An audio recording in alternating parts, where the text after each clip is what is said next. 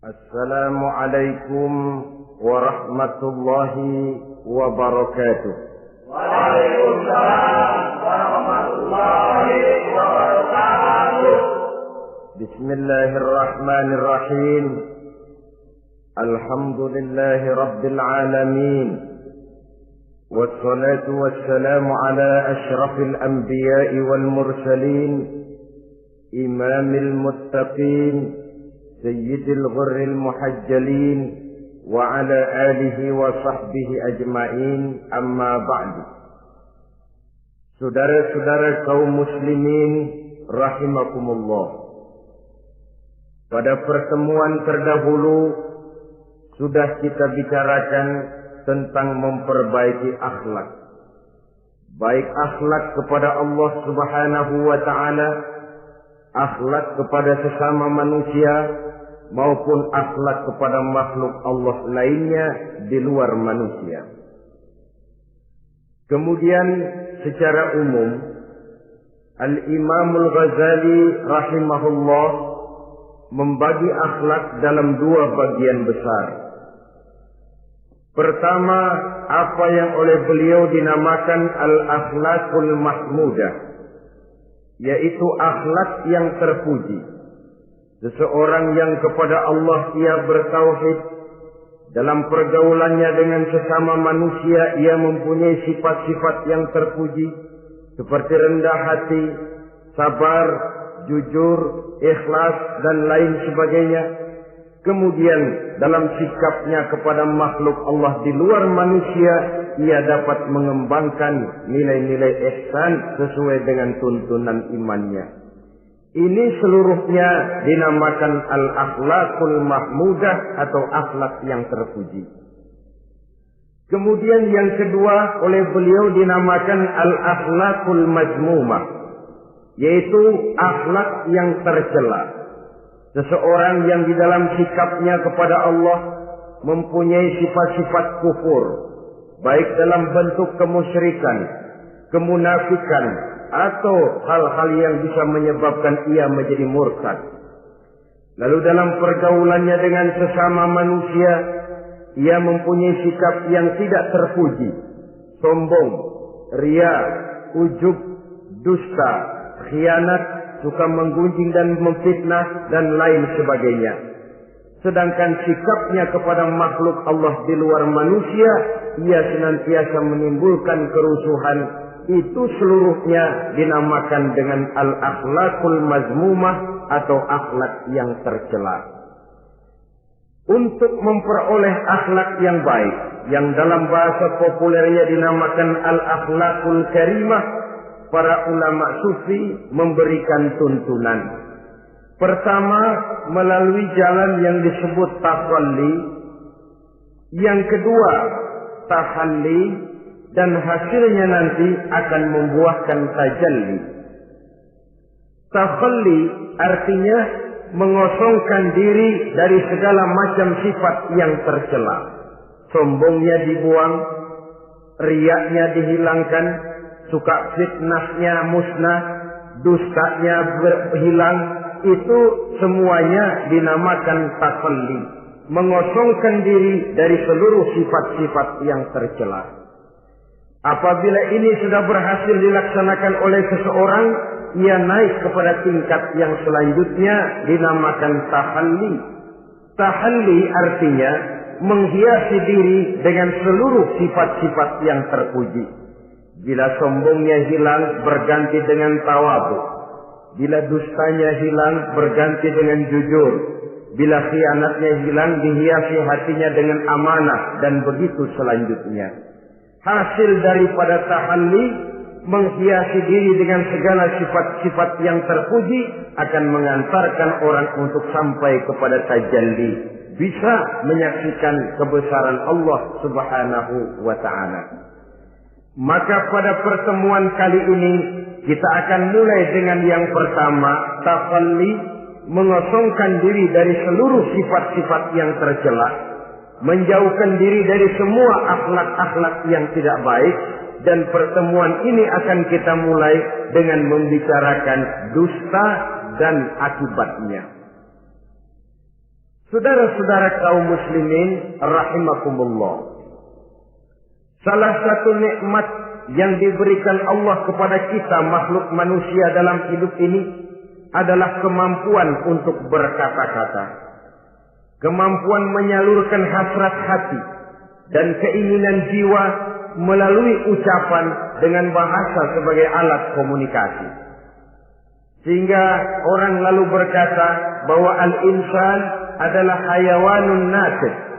Manusia sebenarnya adalah binatang juga. Cuma saja manusia binatang yang pandai berbicara. Oleh karenanya ini merupakan satu nikmat yang sangat besar yang perlu kita syukuri. Lidah bisa menempatkan seseorang pada posisi yang tinggi.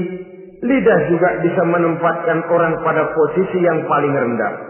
Karena lidahnya orang dipuji, karena lidahnya orang dicaci maki dan dicela. Pendeknya seperti kata pepatah, al-lisan saghirul jirmi azimul jurmi. Lidah itu walaupun kecil bentuknya tetapi besar akibatnya. Hampir sebagian besar dari kesulitan-kesulitan yang menimpa manusia pada mulanya disebabkan oleh lidahnya. Sehingga pepatah mengatakan salamatul insan fi hifdzil lisan. Manusia akan selamat apabila dia pandai menjaga lidahnya. Seperti orang kita bilang, lidah tidak bertulang. Artinya bicara kadang-kadang demikian enak, bicara kadang-kadang demikian nikmat, tidak terasa akan membawa akibat yang tidak pernah kita perhitungkan sebelumnya. Oleh karenanya, salah satu yang menyebabkan manusia bisa turun nilai kemanusiaannya apabila dia telah mempergunakan lidahnya untuk suatu yang lazimnya kita namakan dusta. Apa sebenarnya dusta itu? Dikatakan al-kadzib huwa adamu mutabaqatil khabar lil waqi'. Dusta ialah tidak adanya persesuaian antara berita dengan kenyataan. Itu yang dinamakan dusta. Berita tidak sesuai dengan kenyataannya.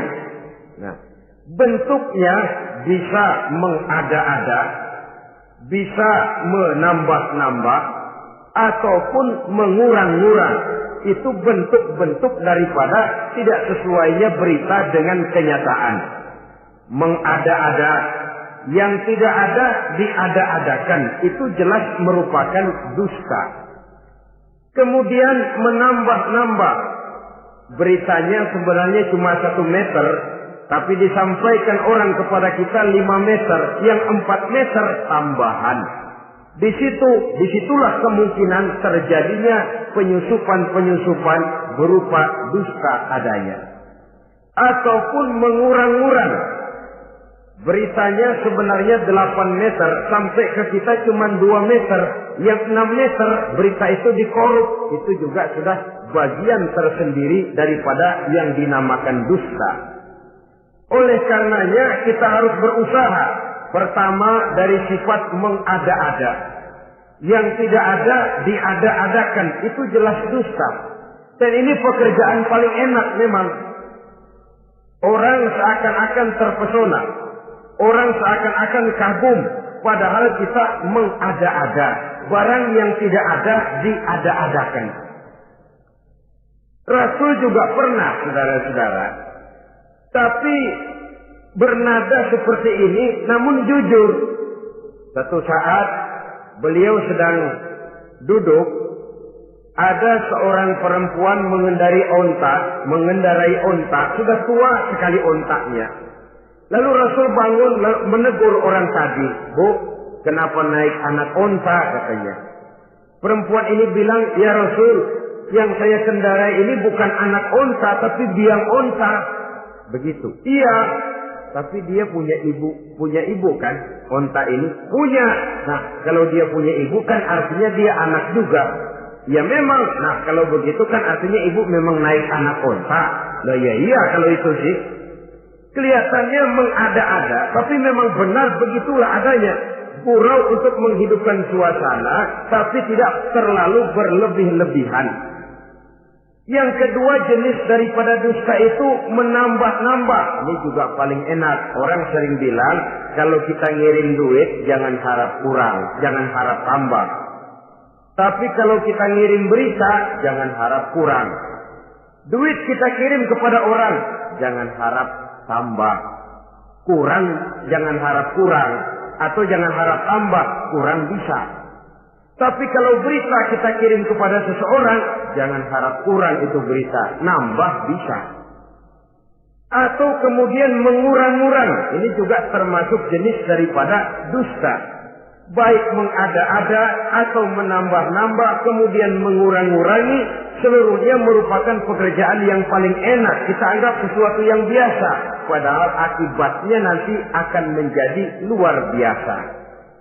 Saudara-saudara kaum muslimin rahimakumullah. Apa bahaya dusta dalam kehidupan manusia? Pertama, bagi dirinya sendiri.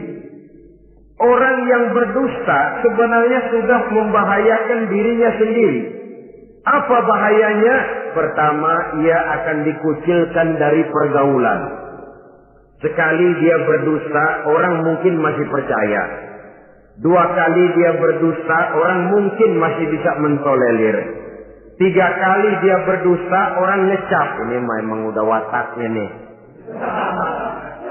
Hobi dah kalau begini. Akhirnya dia dikucilkan dari pergaulan. Lain hari, walaupun dia serius bicara, orang nggak lagi nanggapin sebagaimana yang semestinya. Dikucilkan dari pergaulan. Akibat apa? Akibat dari dusta yang dilakukannya. Akan merugikan dirinya sendiri. Ada satu cerita, saudara. Seorang pengembala kambing sedang mengembalakan kambing di tanah lapang. Satu hari iseng dia sendirian. Ini orang kampung pengen tahu dibohongin. Teriak dia, tolong ada serigala, ada serigala. Mendengar teriakan ini karuan, satu kampung orang nyaris keluar semua. Yang bawa pentungan, yang bawa golok, yang bawa pisau. Mana serigalanya mana? Ini pengembala tadi nyengir. Kagak ada. Gue bohongin lo.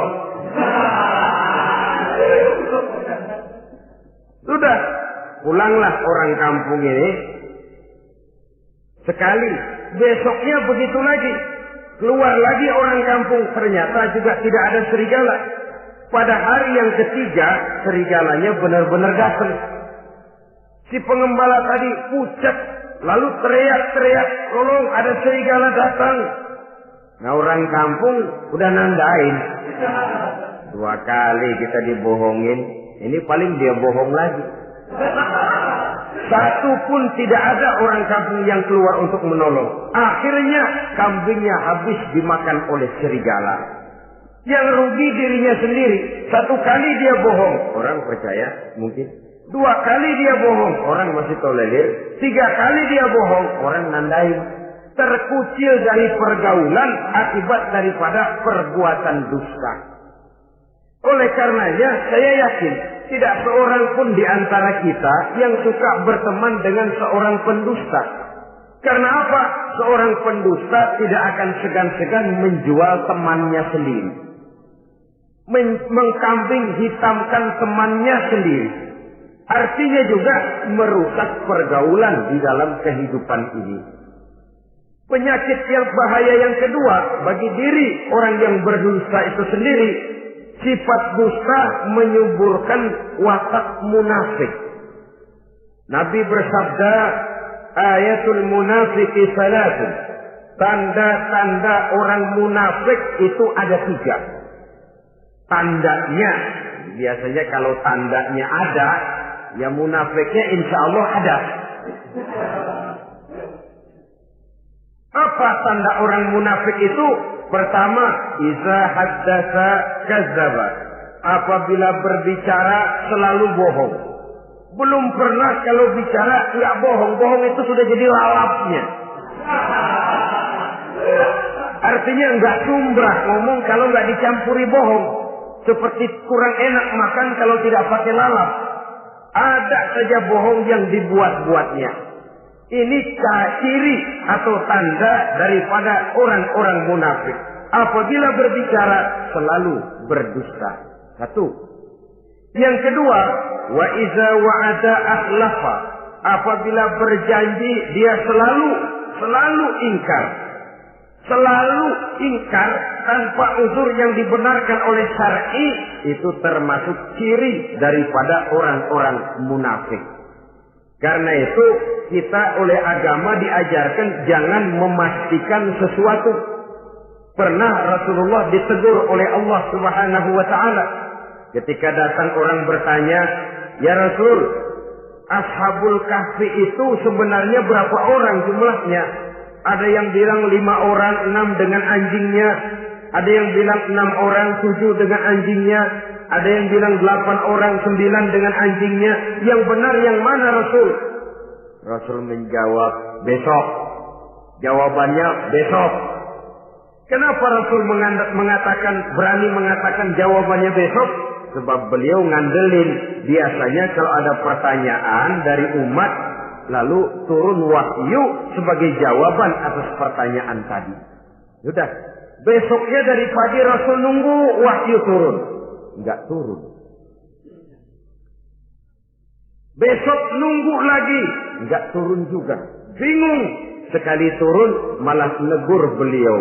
Wala taqulanna li syai'in inni fa'ilu dzalika ghadan illa ayyasha Allah. Kalau belum apa-apa Muhammad jangan berani ngeduluin. Besok.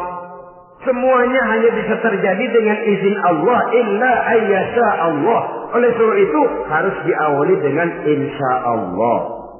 Insya Allah besok saya pasti datang. Insya Allah ya karena kita beriman kepada Allah. Kepastian di tangan Allah. Pastinya karena kita memang berniat benar ingin datang. Kita kadang-kadang insya Allah ini jadi lalap sih. Asal dia bilang insya Allah udah tulen kagak mau dah. Besok ya, insya Allah enggak ada. Ini salah kaprahnya kita, saudara-saudara. Yang ketiga, ciri daripada orang munafik itu wa iza tumina khana. Apabila dipercaya, ia selalu berkhianat. Tidak pandai menjaga amanah dalam kehidupan ini. Tidak boleh mendapat satu kepercayaan lalu dikhianatinya kepercayaan itu. Maka jangan lupa bahwa kita diberikan lidah, kita diharuskan memelihara lidah. Dengan apa? Menjaganya daripada sifat-sifat dusta. Apabila berjanji, kita berusaha menepati. Apabila dipercaya, kita berusaha menjaga amanah. Kenapa? Mencari kepercayaan itu sulit, saudara. Tetapi memelihara kepercayaan itu jauh lebih sulit. Apalagi kalau yang bernama rahasia. Rahasia itu memang selama masih ada dalam hati. Kalau sudah kita bicarakan kepada orang lain, itu sudah bukan rahasia lagi sifatnya. Memang sih pada mulanya kita bisa ngomong. Nih gue ngomong begini nih sama lu doang nih. Lu jangan ngomong-ngomong sama yang lain ya. Nanti yang kita ajak ngomong lagi sama orang lain. Nih sama lu doang nih. Jangan ngomong-ngomong sama yang lain. Akhirnya kan terus sampai walaupun setiap kali ngomong mesti cuman malu doang nih ya. Tapi akhirnya tuh beritanya jadi merata menjalar. Kenapa? Rahasia adalah apa yang ada di dalam hati. Jikalau sudah kita bicarakan kepada orang, sudah bukan rahasia lagi namanya. Apalagi sifat manusia. Kalau dia lagi seneng sama kita, jangankan perbuatan kita yang baik, perbuatan kita yang salah pun masih dibenarkannya juga. Tapi kalau dia sudah jengkel sama kita, jangankan kita main judi, kita ngaji masih salah. Itu kalau orang sudah nggak senang itu ya begitu. Dia benci sama kita. Jangankan kita main judi, kita baca Quran masih salah. Tapi kalau dia senang sama kita, hampir matanya itu hilang dari penilaian-penilaian yang objektif. Oleh karenanya sifat dusta menyuburkan sifat kemunafikan di dalam diri seseorang. Yang diantara tandanya tadi, iza haddasa kadzaba. Apabila berbicara, ia selalu berdusta. Kemudian bahaya yang ketiga, orang yang selalu berdusta jauh dari ketenangan. Sebab apa? Pada saat kita mendustai seseorang, orang itu mungkin percaya. Tapi makin dia percaya, makin tersiksa batin kita. Kenapa? Hati kita sendiri ngomong, lu percaya kok gue bohongin? Kita sendiri tahu bahwa kita bohong. Itu yang menyiksa batin. Jauh dari ketenangan. Apalagi akan timbul satu sifat was-was. Ntar dia tahu. Bagaimana kalau rahasia ketahuan? Bagaimana kalau dia tahu saya bohong? Ini akan menyebabkan seseorang jauh dari ketenangan hidup. Makin rajin dia berdusta, makin tersiksa jiwanya. Lain kalau hatinya sudah mati. Dusta memang sudah jadi profesinya, kebiasaannya. Tidak merasa menyesal, tidak merasa berbuat salah. Dusta itu sudah jadi hobi. Sehingga enak saja. Hati sudah jadi mati kalau sudah begitu. Dan sepanjang hati sudah jadi mati, itulah yang paling kita khawatirkan. Artinya nilai kita adalah bangkai berjalan dalam pandangan Allah Subhanahu wa ta'ala. Saudara-saudara kaum muslimin rahimakumullah. Oleh karenanya membahayakan diri sendiri dosa itu. Yang kedua, berbahaya bagi masyarakat banyak. Tentu saja apabila status sosial kita tinggi, makin luas akibat daripada kedustaan kita. Seorang kepala rumah tangga yang berdusta, seluruh keluarganya jadi rugi. Seorang kepala kampung yang berdusta, rakyat sekampungnya rugi. Seorang gubernur berdusta, rakyat satu provinsi rugi. Seorang pemimpin negara berdusta, rakyat satu negara rugi. Makin tinggi status sosial, makin besar akibat daripada suatu dusta. Oleh karenanya, menimbulkan keresahan di tengah masyarakat. Masyarakat itu apa? Dimulai dari masyarakat yang paling kecil, rumah tangga. Kalau satu rumah tangga sudah diwarnai oleh sesuatu yang bernama dusta, maka ketenangan, ketentraman, kebahagiaan rasanya akan sulit terwujud di dalam rumah tangga itu sendiri.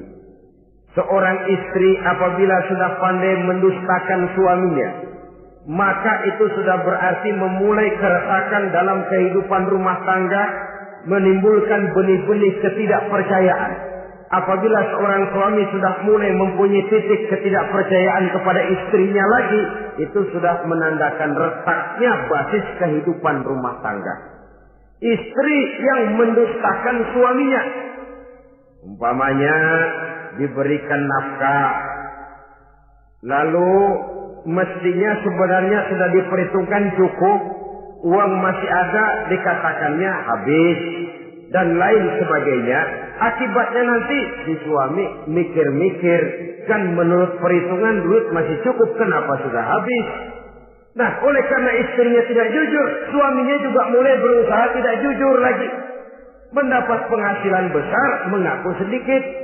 Kalau sudah begitu, saling dusta mendustai pun sudah dimulai. Nanti akan terus meresap kepada kehidupan daripada anak-anak sebagai anggota di dalam rumah tangga kita. Saudara-saudara, oleh karenanya rumah tangga bisa saja berantakan, menjadi kacau, baik karena dusta istri, dusta suami, dusta anak, atau dusta orang lain menyulut dan mengganggu rumah tangga kita. Suaminya lagi enak-enak duduk di depan rumah, datang laporan. Kamu kok tenang saja di rumah? Memangnya kenapa? Istrimu, waduh. Ya memang kenapa istri? Waduh. Itu tadi naik bajai berdua. Kamu orang laki. Ya memang supir bajai, masa dia sendiri. Tapi kalau berita ini digunting, dikat sampai di situ, kan nanti ini sudah menimbulkan suami mendengar istrinya naik bajai berdua dengan orang laki, tentu marah. Pulang istrinya sudah payah-payah dari pasar, dicaci maki dan lain sebagainya. Apa ini? Akibat dari omongan dari lidah yang memang kecil dan tidak bertulang itu, tapi sungguh sangat besar akibatnya. Kemudian juga pergaulan. Berapa banyak saudara jauh dari saudaranya, teman berpisah dengan temannya, tetangga marah dengan tetangganya akibat daripada perbuatan lidah, daripada ucapan lidah ini. Akibat daripada yang bernama dusta ini. Oleh karenanya, saudara-saudara, dusta pun merusak pergaulan. Kemudian usaha. Satu kali kita berdusta, mungkin usaha mendatangkan untung. 2 kali kita berdusta, masih bisa mendatangkan untung. 3 kali kita berdusta, orang akhirnya akan mengadakan perbandingan. Ini kadang-kadang dalam usaha, dalam dagang, dusta juga bisa jadi lalat. Orang nawar dagangan kita, berapa harganya bang? 500. 300 ya, tadi ada yang nawar 400, saya nggak jual. Padahal kagak ada yang nawar. Dia buat sedemikian rupa. Atau kadang-kadang tidak segan-segan memakai sumpah untuk membela kebohongannya. Ya, walaupun sebenarnya bukan sumpah, karena sumpah itu harus dengan lafzul jalalah, wallahi atau billahi atau demi Allah. Kadang-kadang dengan kata-kata yang kasar. Modalnya cuma 500. Tapi ketika ditawar orang, yang bener aja nawar bu. Padahal ini saya beli modalnya aja 700 perak biar mampus nih. Dia beli cuma 500, ngaku modalnya 700 pakai biar mampus lagi. Saudara hadirin yang saya hormati, sepintas mungkin orang percaya, mungkin orang lain tergerak untuk membeli, tapi kemudian keuntungan yang didapat dengan jalan berdusta itu bisakah membawa berkah dalam kehidupan kita? Rasanya tidak. Dan kalau sudah tidak membawa berkah, maka itu keuntungan itu tidak lagi akan mendatangkan ketenangan di dalam kehidupan. Oleh karenanya menjaga lidah ini memang berat. Sehingga dalam satu hadis lain Nabi bersabda, al-jannatu mustaqatun ila arba'ati nafar. Surga rindu, surga kangen kepada 4 macam manusia. Ini model. Biasanya manusia yang kepengen benar masuk surga, ini malah surganya yang rindu, kangen benar kepengen dimasuki oleh 4 macam manusia. Siapa mereka? Pertama, saliyil Quran. Orang yang gemar, hobi membaca Al-Quranul Karim. Orang yang gemar membaca Al-Quran dirindukan oleh surga. Apa membaca sekedar membaca? Ya, membaca Quran kan beribadah, dari sebab membaca itu mengerti atau tidak mengerti artinya. Tapi jangan lupa, membaca adalah alat agar kita mengerti. Mengerti adalah sarana agar kita bisa mengamalkan dengan baik. Itu maksudnya. Baca Al-Quran agar kamu mengerti isinya. Kalau sudah kamu mengerti isinya, kamu bisa mengamalkannya dengan baik. Jadi sungguh pun yang dimaksud di sini adalah orang yang gemar membaca Al-Quran, tapi prosesnya setelah membaca orang mengerti. Sebab orang hanya bisa mengerti kalau dia sudah membaca. Kemudian apabila mengerti, dia terdorong untuk mengamalkan. Taliyil Quran bukan hanya orang yang sekedar gemar membaca Al-Quran, tapi juga yang membawa gaya hidup yang Qurani.